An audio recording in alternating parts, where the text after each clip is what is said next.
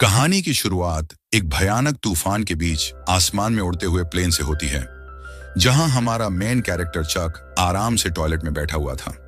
तभी अचानक प्लेन का प्रेशर तेजी से गिरने लगा और जोरदार झटके से टॉयलेट का दरवाजा खुल गया। उसी वक्त कार्गो सेक्शन में आग भड़क उठी और एक खतरनाक विस्फोट हो गया। हालात इतने खराब हो चुके थे कि पायलट ने तुरंत चक को उसकी सीट पर बैठाया, क्योंकि अब समुद्र में इमरजेंसी लैंडिंग के अलावा कोई रास्ता नहीं बचा था।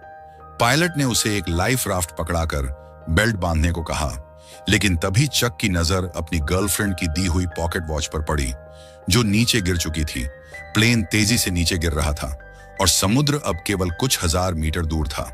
पायलट लगातार चिल्ला रहा था कि लाइफ जैकेट पहन लो, लेकिन पॉकेट वॉच को बचाने के चक्कर में चक ने अपनी सीट बेल्ट खोल दी और लड़खड़ाते हुए उसे उठाने पहुंच गया।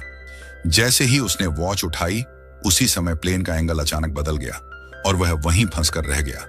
पायलट ने देखा कि चक सीट पर नहीं है, इसलिए उसने खुद अपनी बेल्ट खोली, लेकिन जोरदार झटकों ने उसे बुरी तरह घायल कर दिया। किसी तरह उसने प्लेन को समुद्र की सतह पर टच कराया, मगर गलत एंगल से हुई लैंडिंग ने सब कुछ तबाह कर दिया। पानी तेजी से केबिन में भरने लगा और बेल्ट ना बंधी होने की वजह से चक सीट से उछल गया। तभी अचानक प्लेन का ऊपरी हिस्सा फट पड़ा और समुद्र का पानी अंदर घुसने लगा। किस्मत से चक के हाथ में इन्फ्लेटेबल राफ्ट था, लेकिन जैसे ही उसने उसे खोलने की कोशिश की, उसका एक हिस्सा प्लेन में फंस गया। अब डूबता हुआ जहाज उसे भी नीचे खींच रहा था, पर तभी अचानक राफ्ट की रस्सी टूट गई और चक मौत के मुंह से बाहर निकल आया। लाइफ राफ्ट ने उसे ऊपर की ओर खींच लिया और आखिरकार वह समुद्र की सतह तक पहुंच गया। उसने पूरी ताकत लगाकर राफ्ट पर चढ़ने की कोशिश की और मरते दम तक उसके किनारे को पकड़े रहा, लेकिन वह धीरे धीरे उस इंजन की तरफ बहने लगा जो अब भी चालू था। पीछे मंडराते खतरे को देखकर उसने तुरंत आंखें बंद कर लीं। तभी इंजन में विस्फोट हुआ और धमाके की लहर ने उसे फिर से समुद्र में फेंक दिया। पूरा प्लेन धीरे धीरे समुद्र की गहराइयों में समा गया, लेकिन चक की मुश्किलें अभी खत्म नहीं हुई थीं। अब उसे तूफानी हवाओं और विशाल समुद्री लहरों का सामना करना था। वह बस राफ्ट की रस्सी को कसकर पकड़े रहा।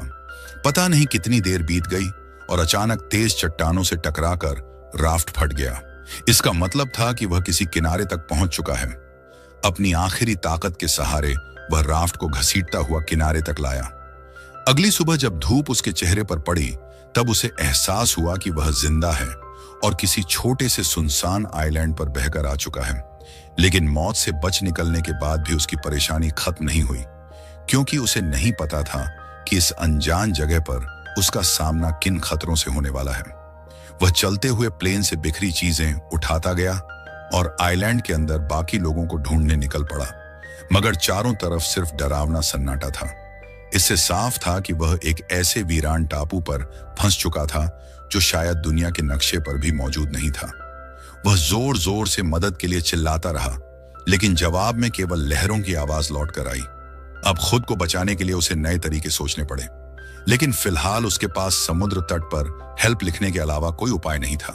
जल्द ही रात हो गई और वह अब भी उम्मीद लगाए बैठा था कि शायद कोई जहाज उसे देख ले, लेकिन जैसे जैसे अंधेरा बढ़ता गया, उसकी उम्मीद डर में बदलती गई। जंगल से आती खतरनाक आवाजें उसे लगातार डरा रही थीं। अगले दिन उसने इकट्ठा की गई चीजों से एक छोटा सा आराम करने का ठिकाना बनाया और प्लेन से मिले सामान की जांच शुरू की। अब उसके पास केवल उसकी गर्लफ्रेंड द्वारा दी गई पॉकेट वॉच ही बची थी। उसे केली के साथ बिताए पल याद आने लगे। दरअसल बिजनेस ट्रिप पर जाने से पहले केली ने उसे यह वॉच दी थी ताकि क्रिसमस पर लौटते ही दोनों शादी कर सकें, लेकिन अचानक हुई इस दुर्घटना ने उनकी जिंदगी बदल दी। दूसरी तरफ दुनिया अब यह मान चुकी थी कि चक मर चुका है, मगर वह अब भी जिंदा रहने की जिद में लगा हुआ था। इस सुनसान टापू पर सबसे बड़ी समस्या खाना और पानी की थी, और यह कोई नहीं जानता था कि वह आखिर कितने दिन टिक पाएगा। उसने कंपनी के बिखरे हुए पार्सल इकट्ठा किए, लेकिन उन्हें खोलने का फैसला नहीं किया, क्योंकि उसके लिए यह उसके काम की ईमानदारी थी। वह ग्राहकों का भरोसा नहीं तोड़ना चाहता था, चाहे वह मौत के बीच ही क्यों ना फंसा हो। समुद्र किनारे बनाया गया हेल्प का निशान भी लहरों से मिट चुका था, इसलिए उसे फिर से लकड़ियों की मदद से हेल्प लिखना पड़ा। धीरे धीरे उसके अंदर जिंदा रहने की इच्छा और मजबूत होती जा रही थी। उसे समझ आ गया था कि अगर यहां से निकलना है तो हर हाल में जिंदा रहना होगा। लेकिन पूरे आइलैंड पर उसे केवल सख्त नारियल ही खाने लायक मिले और उन्हें खोलना उसके लिए किसी युद्ध से कम नहीं था, क्योंकि उसके पास कोई औजार नहीं था। काफी कोशिशों के बाद उसने एक नुकीले पत्थर से नारियल तोड़ा और उसका पानी पीने लगा, जो उस वक्त उसके लिए अमृत जैसा था। लेकिन केवल नारियल से उसका पेट नहीं भर सकता था, इसलिए उसने आइलैंड के बाकी हिस्सों को भी तलाशने का फैसला किया। वह सबसे ऊंची पहाड़ी पर चढ़कर देखना चाहता था कि कहीं आसपास कोई और जगह तो नहीं, मगर नुकीले पत्थरों ने उसकी राह मुश्किल कर दी। इसलिए उसने अपनी पैंट का कपड़ा काटकर उसमें पत्ते लगाए और काम चलाऊ जूते बना लिए। जब वह पहाड़ी की चोटी पर पहुंचा, तब उसे एहसास हुआ कि यह सचमुच एक सुनसान टापू है। चारों तरफ सिर्फ अथाह समुद्र फैला हुआ था। तभी उसकी नजर दूर किसी अजीब चीज पर पड़ी और वह तेजी से उसकी तरफ भागा। उसे लगा शायद कोई और इंसान जिंदा बच गया है, लेकिन जब उसने पास जाकर देखा तो वह पायलट की लाश थी, जो काफी समय पहले मर चुका था। उदास मन से चक ने उसकी लाश को किनारे तक खींचा और उसके पास से कुछ जरूरी चीजें निकाली, जिनमें एक जोड़ी जूते, एक टॉर्च और एक बेकार बटुआ शामिल था। इसके बाद उसने पायलट को दफना दिया और उसकी मौत की तारीख पत्थर पर लिख दी।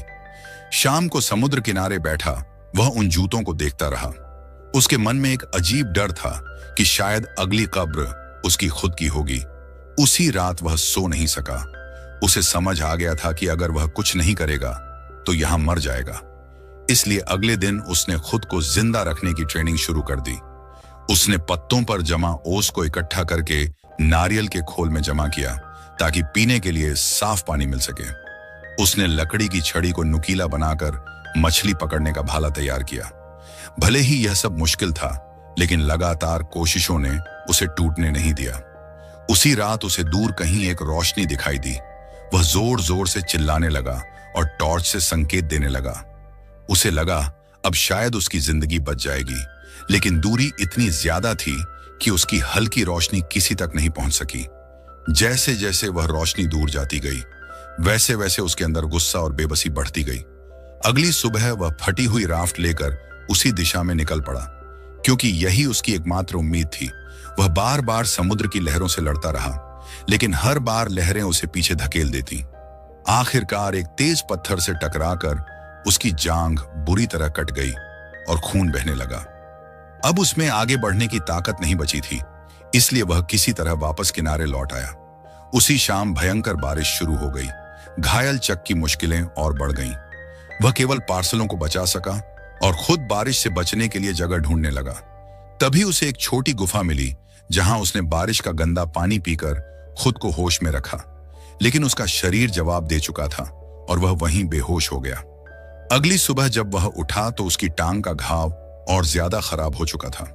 अब उसे एहसास हुआ कि अगर इलाज ना हुआ तो वह ज्यादा दिन नहीं बचेगा। आखिरकार उसने उन पार्सलों को खोलने का फैसला किया। उनमें उसे वीडियो टेप्स, एक वॉलीबॉल, एक लंबी ड्रेस और स्केट्स मिले, लेकिन एक आखिरी पार्सल उसने फिर भी नहीं खोला। शायद वह उम्मीद बचाकर रखना चाहता था। उसने फोम से अपने घाव पर पट्टी बनाई, जूतों के फीते बांधे और स्केट्स के ब्लेड को औजार की तरह इस्तेमाल किया। ड्रेस की जाली से उसने मछली पकड़ने का जाल बना लिया और कई दिनों बाद पहली बार पेट भरकर खाना खाया। अब उसे आग जलानी थी। उसने सुबह से रात तक लकड़ी रगड़ी, लेकिन चिंगारी तक नहीं निकली। उसके हाथ छिल गए और खून बहने लगा। गुस्से में उसने पास पड़ी वॉलीबॉल उठाकर दूर फेंक दी। जब वह समुद्र किनारे बैठा अपने जख्म धो रहा था, तभी उसकी नजर उस वॉलीबॉल पर पड़ी, जिस पर उसकी खून से सनी हथेली की छाप बनी हुई थी। अचानक उसके दिमाग में एक अजीब ख्याल आया। उसने उस पर आंखें और मुस्कान बना दी। अब वह वॉलीबॉल इंसान जैसी लगने लगी थी।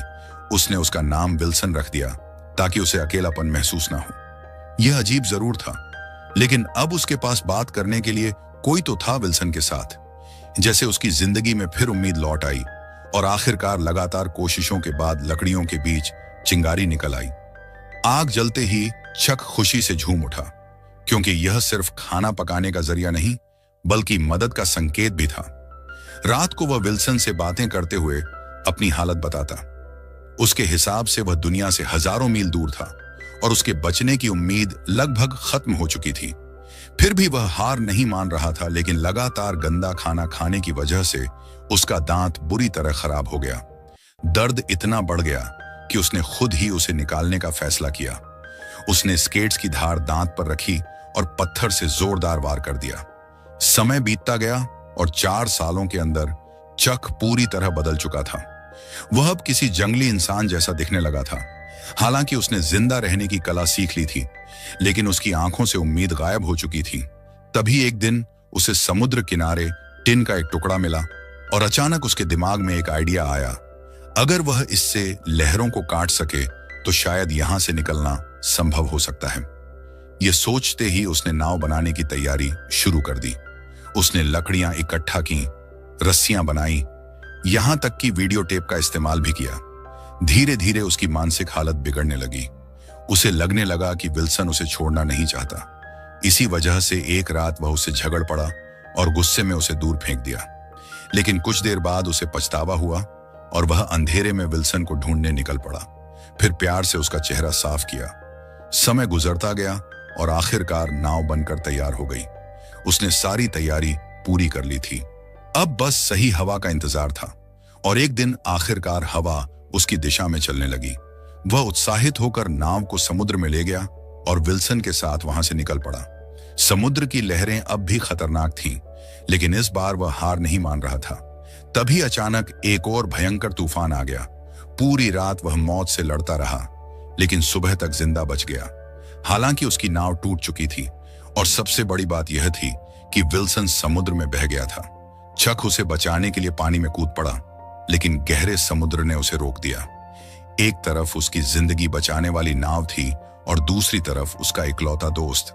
आखिरकार वह बस उसे दूर जाते हुए देखता रह गया और टूटे दिल से बोला, विल्सन, मुझे माफ कर देना।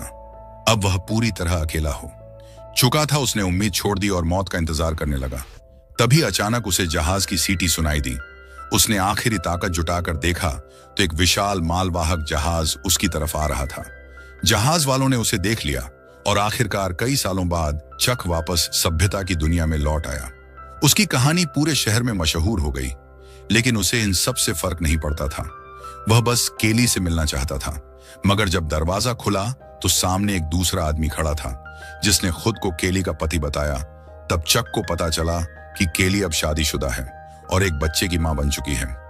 उस रात चक ने महसूस किया कि जिंदगी कभी किसी के लिए नहीं रुकती।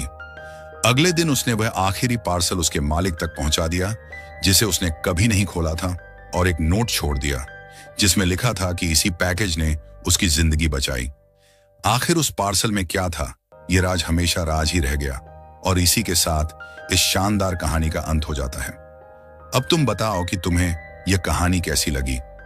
अगर वीडियो पसंद आई हो तो चैनल पर बाकी वीडियो भी जरूर देखना और कमेंट करके बताना कि अगली बार किस मूवी की कहानी सुनना चाहते हो।